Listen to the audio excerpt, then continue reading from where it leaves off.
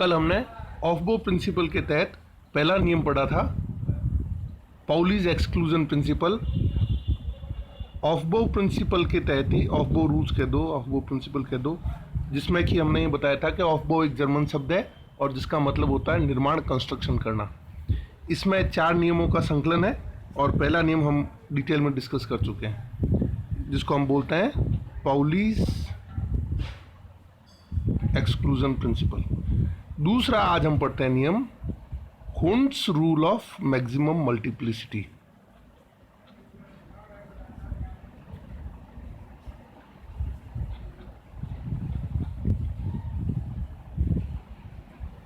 हुंड का अधिकतम बहुलकता का नियम।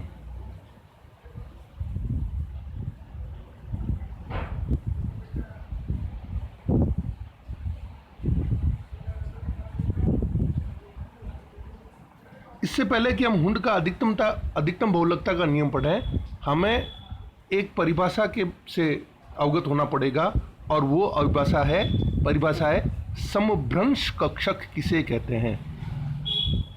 What do you mean by degenerate orbitals?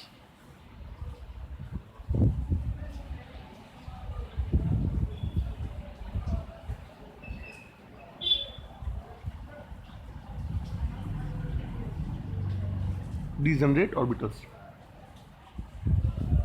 समभ्रंश कक्षक। तो वे कक्षक जिनकी ऊर्जा समान होती है उन्हें डीजेनरेट ऑर्बिटल्स कहते हैं। Orbitals with same energy, orbitals with same value of energy are called as degenerate orbitals.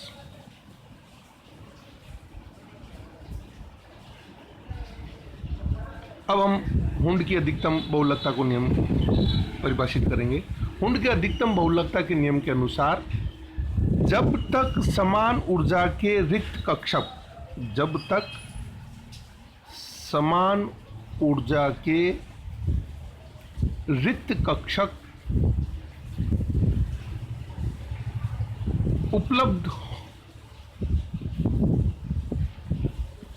है, इलेक्ट्रॉन युग्मित नहीं होते।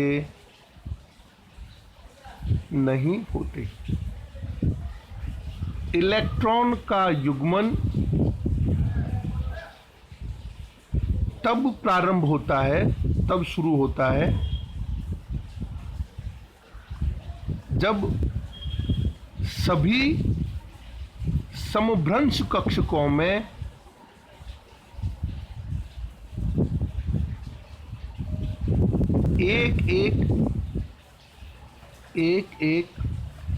सभी समभ्रंश कक्षकों में एक इलेक्ट्रॉन समान चक्रण का आ जाता है।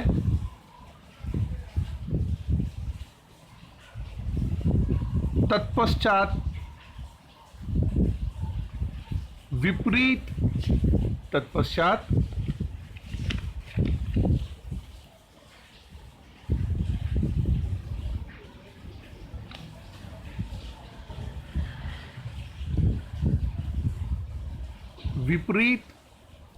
चक्रण के इलेक्ट्रॉन से युग्मन प्रारंभ होता है।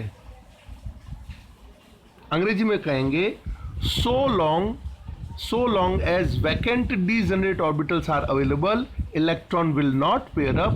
Pairing will start after each degenerate orbital occupy one electron with parallel spin, and then the pairing will start with opposite spin. विपरीत चक्रण के इलेक्ट्रॉन से युग्मन प्रारंभ होता है। ये तो थी परिभाषा की बात। ये ऐसे समझ में नहीं आएगा, इसको समझने के लिए हमको एग्जाम्पल कोट करने पड़ेंगे, एग्जाम्पल का उदाहरण साथ में लेना पड़ेगा। जैसे सबसे पहले आपका हाइड्रोजन के अंदर इलेक्ट्रॉनिक कॉन्फ़िगरेशन 1s1, तो इसमें ये 1s ऑर्बिटल है और इसमें ये एक इलेक्ट्रॉन आ गया। दूसरा आपके हीलियम, इलेक्ट्रॉनिक कॉन्फ़िगरेशन आपके हो गया 1s2, इसमें ये एक ही कक्षक है, ये दूसरा इलेक्ट्रॉन इसमें आ गया। लिथियम 1s2 2s1, ये 1s2 हो गया और ये हो गया आपका थोड़ा सा ऊपर ऊर्जा का 2s1। फिर आपके बेरिलियम 1s2 2s2, ये 1s2 में 2 इलेक्ट्रॉन हो गए और ये 2s2 में 2 इलेक्ट्रॉन हो गए। अब आता है बोरोन। बोरोन का इलेक्ट्रॉनिक कॉन्फ़िगरेशन 1s2 2s2, तो ये हो गया आपका 1s2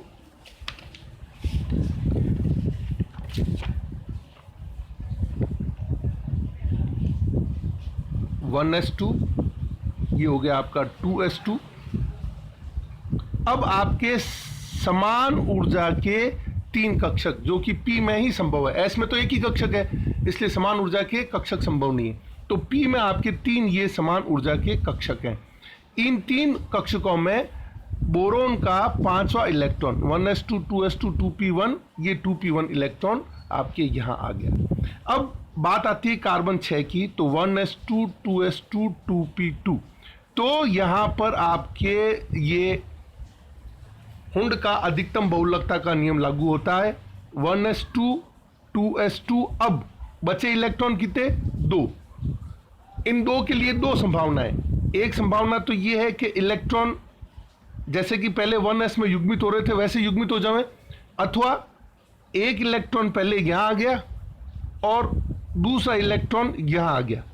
इसको मैं 2px कह दूं, इसको मैं 2py कह दूं, इसको मैं 2pz कह दूं, ठीक है। और दूसरी संभावना क्या है कि ये एक इलेक्ट्रॉन यहां आ गया और दूसरा विपरीत चक्रण वाला यहां हो गया।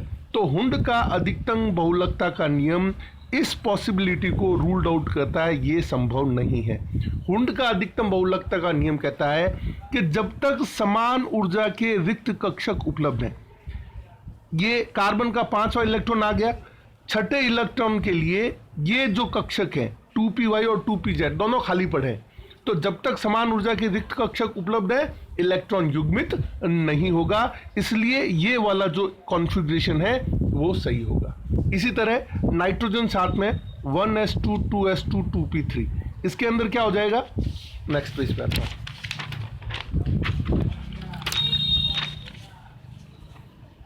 नाइट्रोजन 7 1s2 2s2 2p3, ये 1s2 में 2 इलेक्ट्रॉन, 2s2 में 2 इलेक्ट्रॉन और 2p3 में क्या? ये 5वां इलेक्ट्रॉन, ये छठा इलेक्ट्रॉन, ये 7वां इलेक्ट्रॉन। क्यों 7वां इलेक्ट्रॉन यहाँ क्यों आया? इसलिए आया क्योंकि ये रिक्त कक्षक उपलब्ध था। कार्बन के छठे इलेक्ट्रॉन के बाद में ये 7वां कक्षक हमारे पास में खाली था। तो हुंड का अधिकतम बहुलकता का नियम क्या कहता है कि जब तक समान ऊर्जा के रिक्त कक्षक उपलब्ध है इलेक्ट्रॉन युग्मित नहीं होते।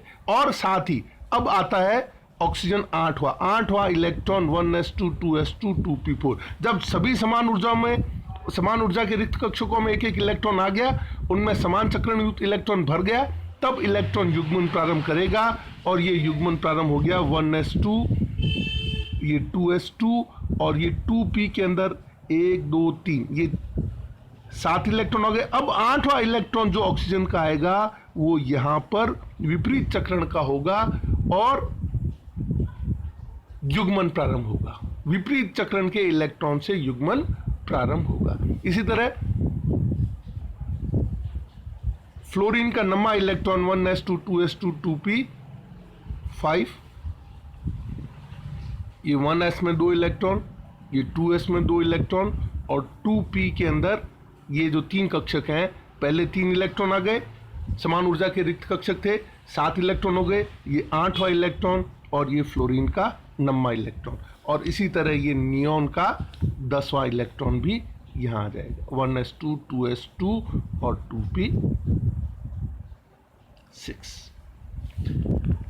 तो जब तक समान ऊर्जा के रिक्त कक्षक उपलब्ध है इलेक्ट्रॉन युग्मित नहीं होते। 1s2 2s2 2p6।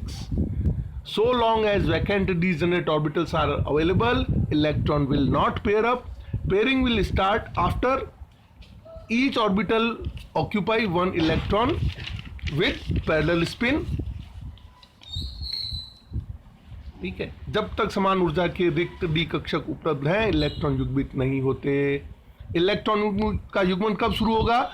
जब सभी समान ऊर्जा के कक्षकों में एक एक इलेक्ट्रॉन पैरेलल स्पिन समान चक्रण का आ जाएगा। तत्पश्चात अब जो इलेक्ट्रॉन आएगा वो विपरीत चक्रण के इलेक्ट्रॉन से वो विपरीत चक्रण वाला होगा और उसमें फिर युग्मन प्रारंभ होगा। This is all about aufbau second rule, that is Hund's rule of maximum multiplicity. Thank you.